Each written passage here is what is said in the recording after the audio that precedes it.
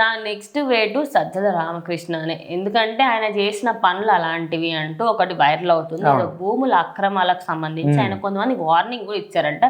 ఇందులో ఎంత వాస్తవం ఉంది, అంత కరెక్టేనా? నిజంగా పవన్ కళ్యాణ్ గురి పెట్టాడంటే, ఆయన ఒక టార్గెట్ ని సెట్ చేసుకున్నాడంటే ఖచ్చితంగా ఆ టార్గెట్ ని రీచ్ అయ్యేంత వరకు ఆయన నిద్రపోవడం చెప్పుకోవచ్చు.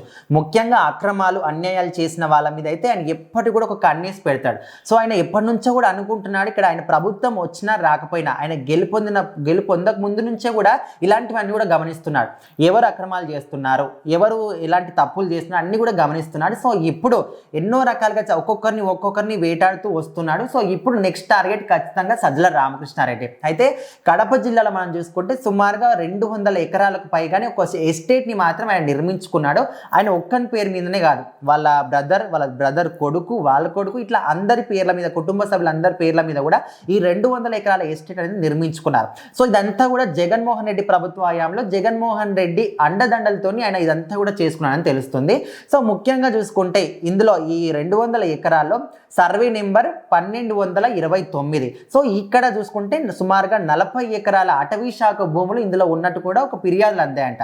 అదేవిధంగా ఈ పెద్ద ఎస్టేట్ కాబట్టి ఒక భారీ ఎత్తులో గేట్ను కూడా నిర్మాణం చేసుకున్నారంట. ఈ గేటుకు ముందు భాగంలో మొత్తం ఈ 200 ఎకరాల్లో సర్వే నెంబర్ 1629. ఇందులో దాదాపుగా 40 ఎకరాల పాటు అటవీ శాఖ భూములు ఉండే విధంగా కొంతమేర ఫిర్యాదులు అందాయి. అదేవిధంగా ఈ ఎస్టేట్ మొత్తాన్ని కూడా ఒక భారీ గేట్ను నిర్మించారు. ఆ గేట్ యొక్క ముందు భాగంలో సర్వే నెంబర్ 1612. ఇందులో 5 ఎకరాల 14 సెంట్ల భూమి ఇక్కడ ఉన్నటువంటి గిరిజన ప్రజలు అయితే కలిసిందంట.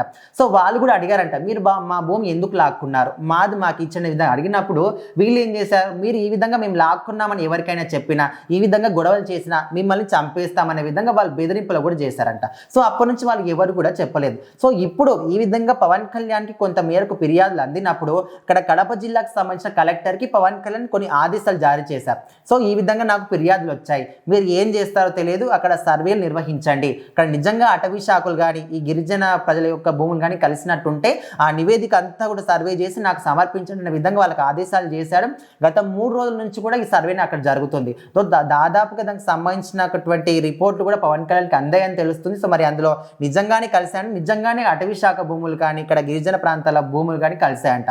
సో దీనికి ఖచ్చితంగా సజ్జల రామకృష్ణారెడ్డి మూల్యం చెల్లించుకోవాల్సిందే. అంటే వాళ్ళందరూ కూడా గత ప్రభుత్వ హయాంలో ప్రజల్ని వాళ్ళ దోపిడీ చేసి ప్రజాధనాన్ని దుర్వినియోగం చేసిందే కాకుండా అటవీ శాఖ భూములు కూడా వాళ్ళు వదిలిపెట్టలేదు. అంటే వాళ్ళు ఎన్ని అక్రమాలు, అడవుల్లో ఉన్న భూములే కబ్జాలు చేసి వాళ్ళు కలుపుకున్నారంటే మరి ఇంకా సిటీ ప్రాంతాల్లో సాధారణ ప్రజల భూములు ఇంకెన్ని కబ్జాలు చేశారు. సో ఖచ్చితంగా ఈ విధంగా అడవులను అక్రమాలు చేసి అడవులను నరికేయడం కానీ ఇలాంటివి చేస్తే పవన్ కళ్యాణ్ ఎప్పుడు కూడా ఉపేక్షించడం. ముఖ్యంగా వైసీపీకి సంబంధించిన వాళ్ళు ఈ విధంగా అక్కడ గిరిజన ప్రాంతాల ప్రజలు అదేవిధంగా అటవీ శాఖ భూములు ఈ విధంగా చేశారు కాబట్టి ఖచ్చితంగా సజ్జల రామకృష్ణారెడ్డి పని అయిపోయిందనే విధంగా అందరూ కూడా అనుకుంటున్నారు.